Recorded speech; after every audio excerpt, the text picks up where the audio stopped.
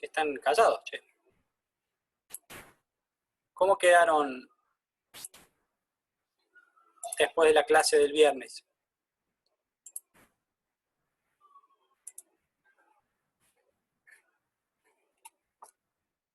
Bueno, ahí se suma Ricardo y arrancamos.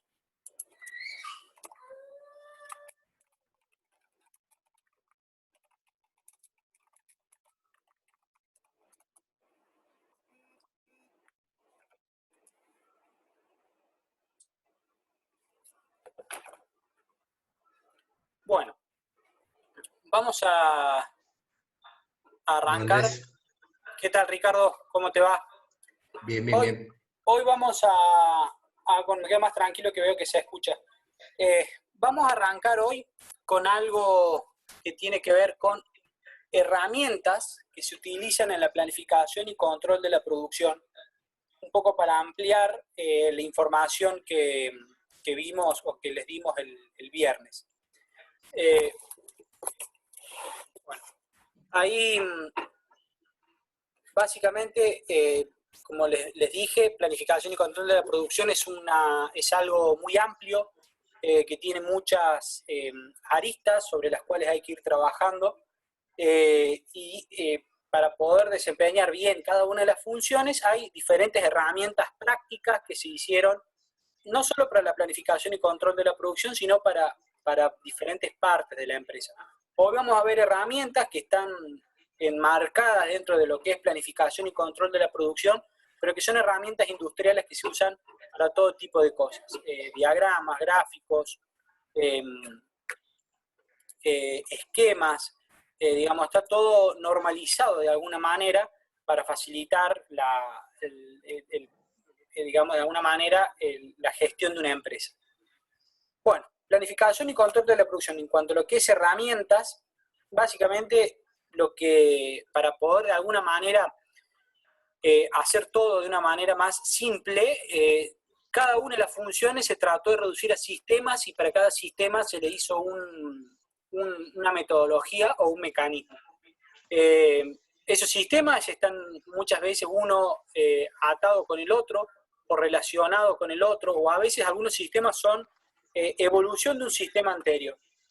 En este gráfico circular se puede ver cómo a partir de uno de los primeros sistemas industriales que se conoce, del cual hay registro formal, que es la división del trabajo, el economista Adam Smith fue el primero que lo plasmó en libro, digamos, la división de trabajo siempre existió, desde siempre, los egipcios, los romanos, todos tenían lo que se llamaba la división de trabajos, había grupos de gente que se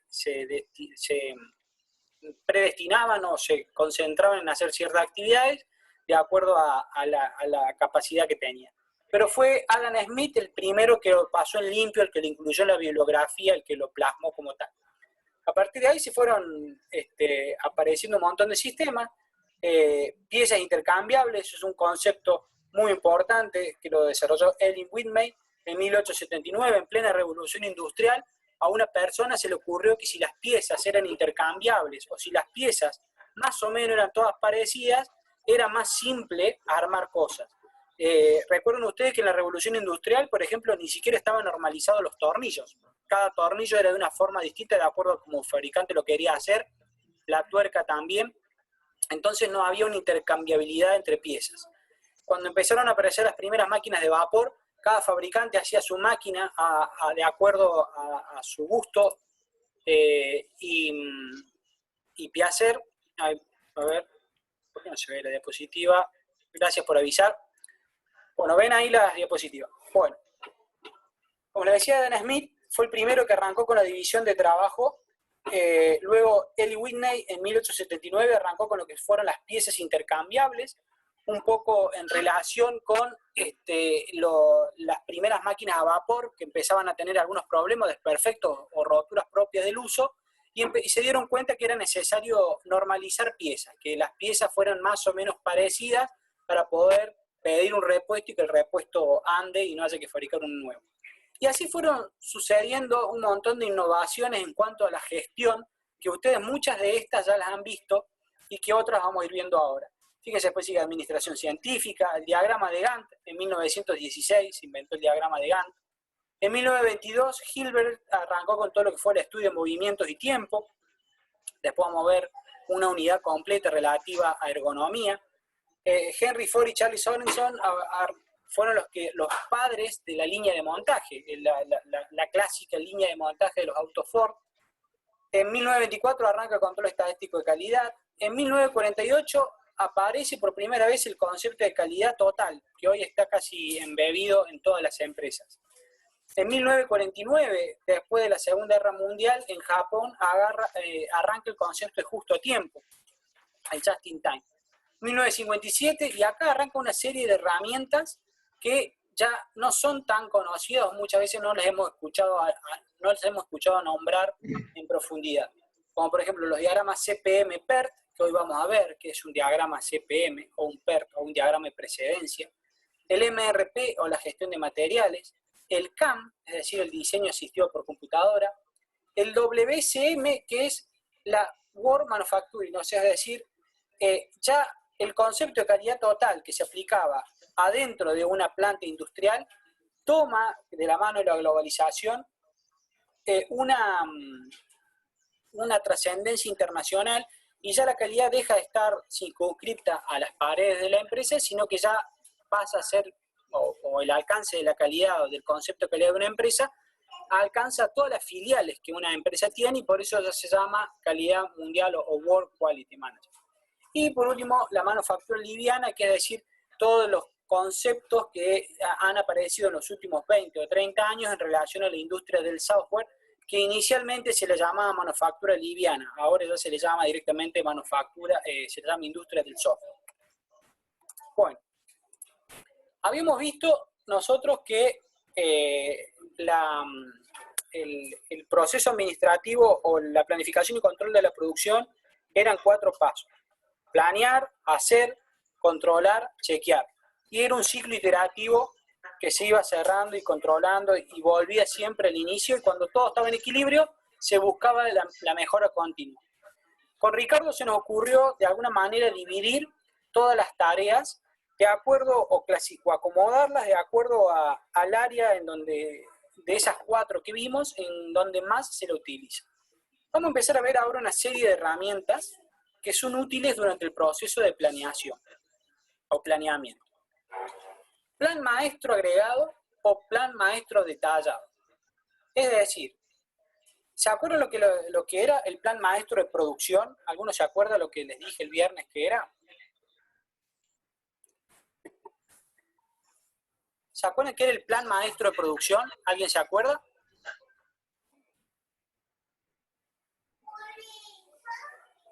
Dijimos que primero había que hacer el estudio de mercado. Acá Rocío levantó la mano. A ver, Rocío, ¿qué significa el plan maestro? Bueno, no sé si querías acotar eso.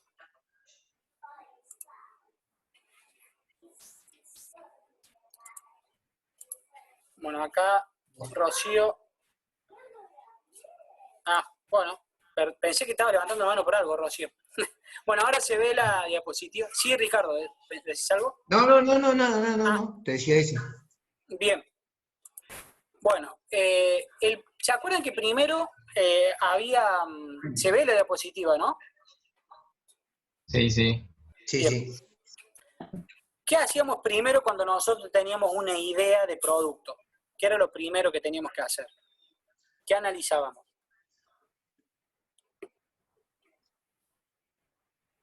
Hablamos de que una de las primeras cosas que había que hacer era el estudio de mercado. El estudio de mercado, ¿qué dato nos daba? ¿Qué datos sacan ustedes del estudio de mercado? ¿Cuánta demanda hay de nuestro producto? Perfecto. Eso es el principal dato que yo tengo que sacar del mercado. La demanda total de mis productos. De esa demanda total de productos se derivaba algo que se llama plan maestro de producción. Puede haber una demanda de productos muy grande, pero tal vez mi capacidad productiva no sea acorde a esa demanda tan grande. Entonces yo voy a fabricar una parte más pequeña o una porción de todo ese mercado que existe. Sea cual sea la decisión industrial que yo tome, esa cantidad que voy a producir y en cuánto tiempo la voy a hacer es lo que se llama el plan maestro de producción o la planificación agregada. Básicamente, a partir, fíjense, en este flujograma de ideas que está acá, a partir de la previsión de ventas a mediano plazo, que es lo que ustedes sacan de mercado, sacan el plan maestro de producción. Es decir, cuánto van a producir en cuánto tiempo. Es decir, yo voy a fabricar tantas piezas en 2 meses, por poner un ejemplo. A partir de ahí, yo empiezo a hacer la cálculo de necesidad de carga. La necesidad de carga es decir, bueno, si yo quiero producir, estábamos trabajando con el ejemplo de los sorbetes de caña. Si yo quiero producir, o lo habíamos cambiado, no importa, si vamos por el ejemplo de los sorbetes de caña. Si yo quiero producir 1000 sorbetes de caña por semana, tendría que hacer 200 sorbetes de caña por día. Entonces tendría que empezar a ver si la máquina que tengo es capaz de producir 200 sorbetes por día. Eso sería un cálculo de necesidad de carga. Es un valor que ustedes tienen que razonar. Ustedes cuando van al estudio de mercado con cada uno de sus productos van a sacar una cantidad total de productos a comercializar y de eso ustedes van a decir, che, yo de eso puedo fabricar tanto y van a tener que pensar si es factible hacerlo en el tiempo que ustedes dicen. Puede ser que las máquinas que ustedes usen sean muy grandes y trabajen a una velocidad muy superior a la que ustedes pueden producir. El año pasado teníamos el ejemplo de un emprendimiento que fabricaban comida sin TAC congelada y habían diseñado todo el plan de montaje muy lindo, pero y fabricaban creo que 180, 200 piezas de comidas por día. Pongamos 200 piezas para poner un número redondo. El proceso productivo estaba bien diseñado, y había un punto que era la máquina que hacía el embalaje al vacío de la comida. La máquina tenía una capacidad de 20.000 unidades por minuto, o sea, estaba totalmente sobredimensionada para el caso de estudio que estábamos haciendo, en donde decíamos que necesitábamos 200 por día. Entonces, eso también se le llama balance de carga. Ese razonamiento que uno va haciendo más o menos siempre sobre la marcha, lo tiene que tener presente para que cuando ustedes dimensionan la fábrica, eligen una máquina, vean de que esté en sintonía o acorde con el producto y la cantidad de productos que ustedes quieren hacer. De ahí es de donde tomamos si es factible producir esa cantidad que yo dije que iba a fabricar, evalúo si se puede hacer o no, si es factible o no, tal vez me convenga fabricar más cantidades, tal vez en vez de fabricar lo que yo dije que iba a hacer, me conviene poner otra máquina más y duplicar la capacidad de producción. Y empiezo a armar planes. 1, 2, 3, 10 planes. Todos los planes que yo quiera hacer con la planificación que tenga. Y elijo un plan maestro de producción que es el plan rector que va a manejar a mi fábrica. Luego de ese plan maestro de producción se deriva todo el restante de la documentación de una empresa. El plan detallado de producción, el cálculo de necesidad de carga detallados, lo mismo que hice a grandes rasgos, pero ya por cada unidad productiva, por cada subproducto, por cada máquina. Hasta llegar finalmente al cálculo de necesidades y poder emitir órdenes de compra de materiales a mis proveedores y órdenes de trabajo a mis empleados. Entonces, el plan maestro agregado o el plan maestro detallado o el plan maestro de producción es, de alguna manera, el plan general de fabricación de una empresa. Algunas de las cosas que nos permiten ver un plan maestro de producción a grandes rasgos es el diagrama de Gosinto. Pero se me salió. No sé si, Ricardo, vos querés empalmar desde acá. Bueno, no hay problema. Vos avisame, yo te voy pasando la filmina. Ok, dale. Se escucha mejor hoy, ¿no? Sí, yo te escucho bien, Ricardo. ¿Los chicos? Sí, se escucha bien. Mejor. Bien, bárbaro. Logré mejorar un poco la conexión.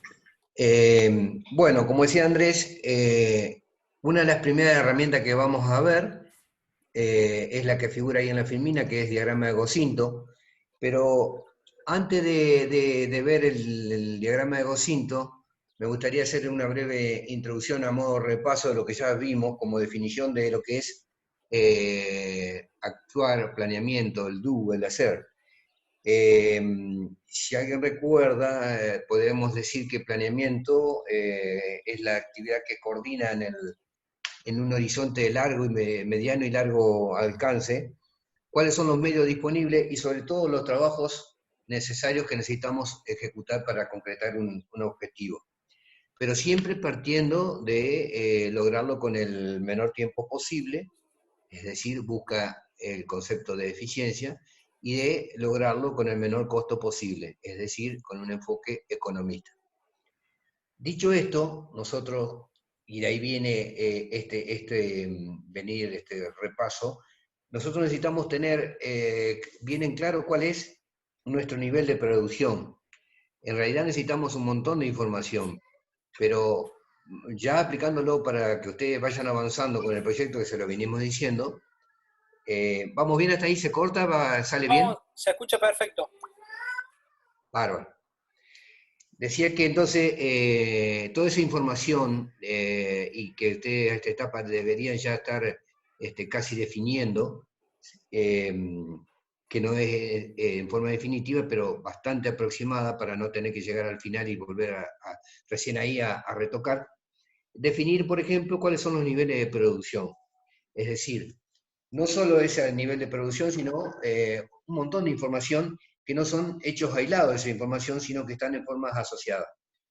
Por ejemplo, definir en el planeamiento cuál es la capacidad productiva de nuestro centro de producción. De lo que estaba hablando algo recién Andrés, tener qué cantidad somos capaces de producir en nuestro centro de producción.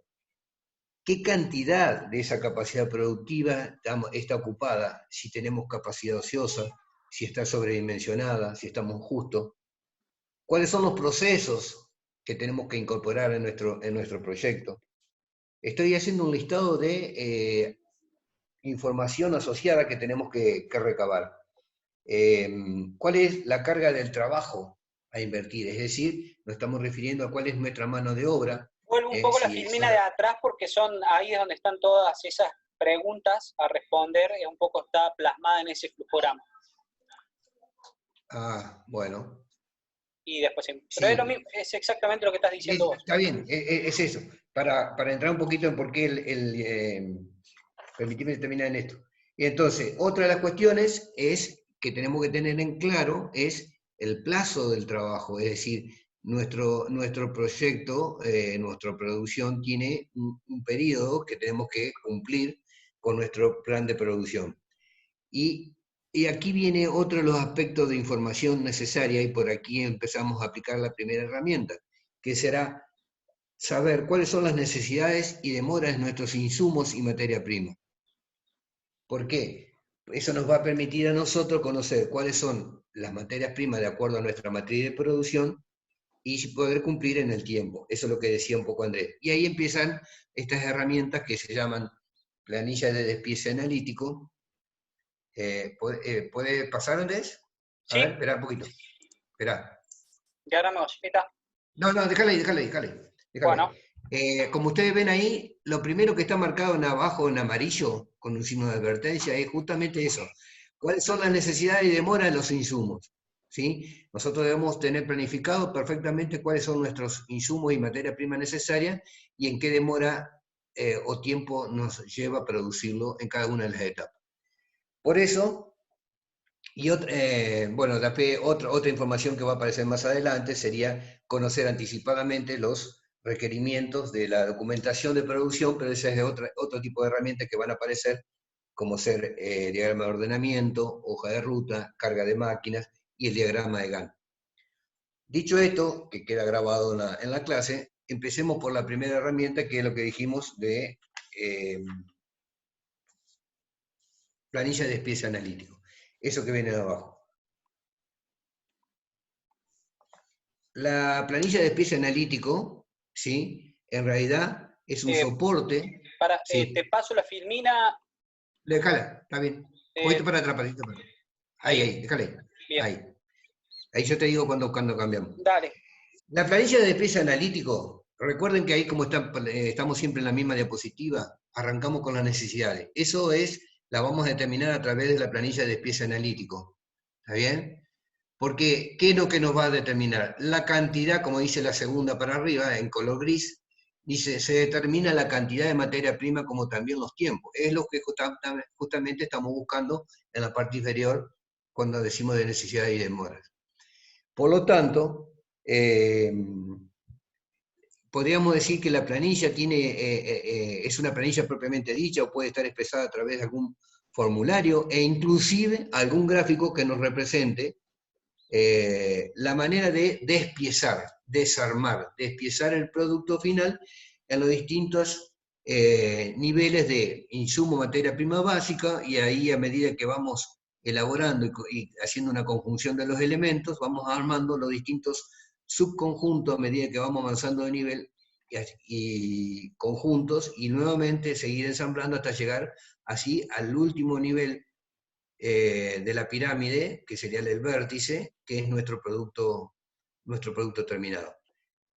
No sé si se entiende bien, es decir, nosotros arrancamos con una especie de una gráfica de pirámide, arrancando en la parte inferior, el nivel básico de insumo materia prima, y lo vamos ensamblando a medida que vamos armando las distintas partes del proceso productivo, en subconjuntos, para llegar a otros tipos de conjuntos, y por último el ensamblado final y obtener el producto.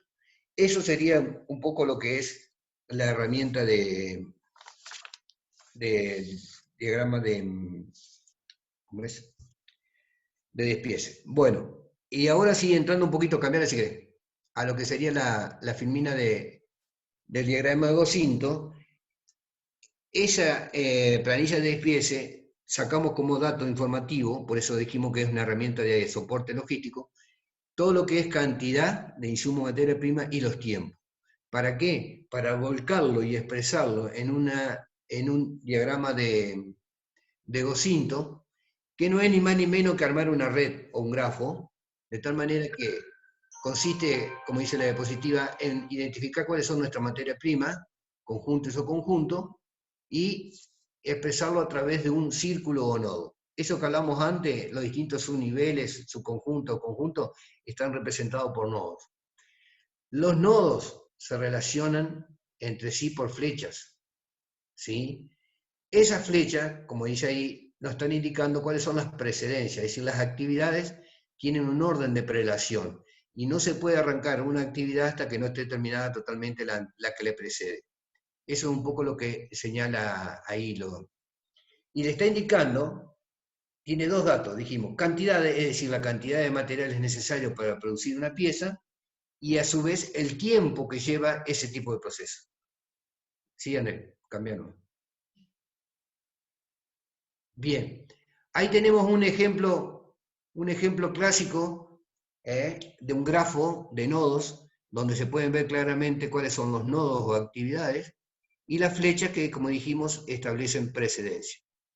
Fíjense que ahí dice que las flechas que van, por ejemplo, a nivel 2, si nosotros tomamos nivel básico de materia prima y insumos como nivel 1, en algún otro manual puede aparecer como nivel 0 o nivel de referencia, nos van a indicar en ese nivel cuáles son las materias primas o elementos primarios y qué cantidad intervienen de cada uno de ellos. Y entonces apunta hacia, fíjense que la actividad 14 está formada por la materia prima 2 y la materia prima 7, y representa 3 cantidades de la 7 y 5 de la 2, para recién armar un componente o un subconjunto en el armado final del producto terminado, de recién de la etapa del elemento 14. Todos los elementos que están en otro nivel superior van cambiando de nivel. Si arrancamos con el 1, el elemento 14 y el 16 conforman el nivel 2, luego tendrá el número 3, y hasta llegar al nivel 4, que sería el producto final. ¿Vamos hasta ahí, chicos? Sí, sí. Sí. Bueno. ¿Han visto esto en alguna otra materia o no? Si no, voy más rápido. No, no. No, este diagrama no. Bueno. Fíjense que en el diagrama solo se debe representar la cantidad que cada componente interviene en el producto. Sin embargo, dice, es conveniente tener en cuenta las piezas falladas o imprevistos. Pero esto es a modo de comentario, porque ¿Por qué se le ocurre que no necesariamente debería ser tan así? Es decir, no deberíamos tener en cuenta las piezas falladas o imprevistos, si nosotros hacemos qué cosa. Cuando hablábamos de la evolución de los sistemas de producción hasta llegar a las épocas contemporáneas, qué tipo de sistemas de producción están aplicando, y entonces cuando hacemos control, ¿qué pasa?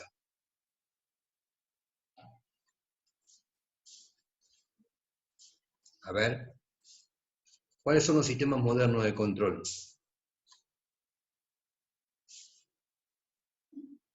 ¡Qué silencio!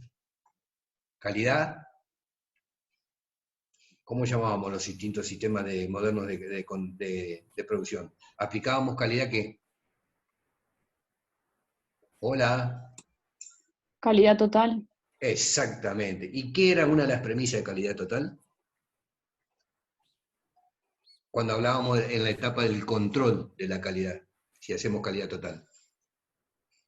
Era la relación de insumo-producto que se debía controlar en Sí, cada etapa.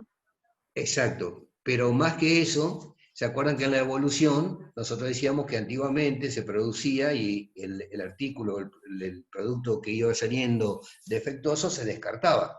Y así se iba avanzando en las distintas evoluciones hasta llegar en la actualidad a sistemas modernos de control de gestión, como el que estamos hablando de control de pasados, todo en principio de calidad total, donde una de las características es que el cliente siempre tiene la razón, y en el sistema productivo, para que haya control, debemos tener cero defecto. Esto implica que no nos podemos permitir y dar el lujo de producir un producto con falla. Es decir, si aplicamos calidad total, el tema de tener en cuenta piezas falladas o imprevistos debería ser cero. Por eso digo que no deberíamos tener ese hándicap de más. ¿Se entendió más o menos? Sí, Sí, sí. sí, se entendió. Bien. Sí, se entendió. Bueno. Ahí ustedes ven en la gráfica, tienen los distintos niveles de producción, básico que hablé de materia prima, los productos. Ojo que los niveles inferiores o básicos pueden ser desde la materia prima con sus distintas formas, por ejemplo, en este caso de ingresar un elemento de acero en forma de chapa, tubo, barra, alambre. Cada uno de esos son los nodos inferiores, ¿no? Si tomamos como ejemplo un acero.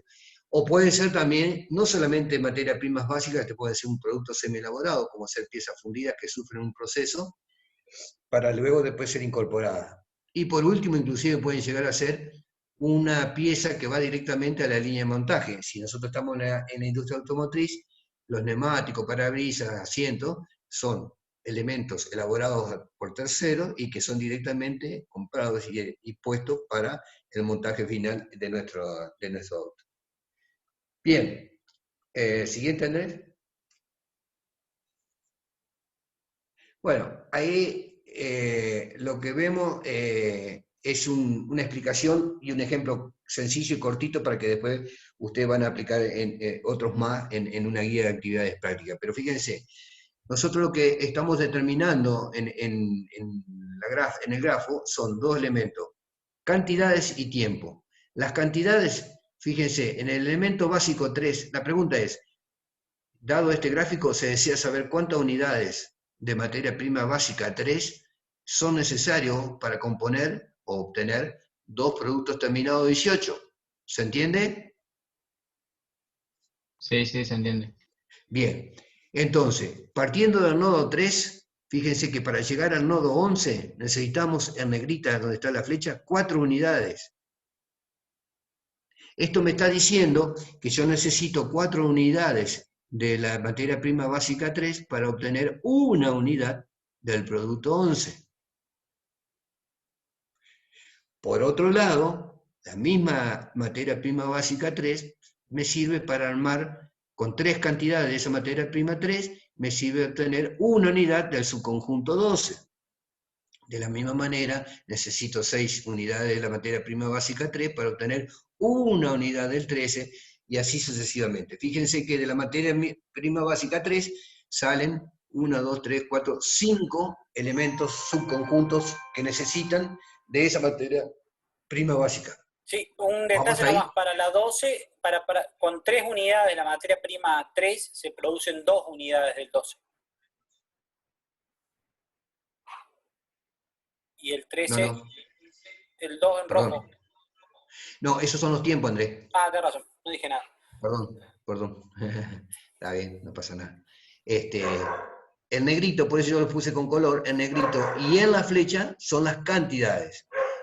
Lo que dice Andrés, que lo confunde un poquito, fue que en rojo, fíjense que traté de ponerlo cerca de los nodos, está el otro elemento, que es tiempo, o sea, la demora de proceso de un elemento al otro.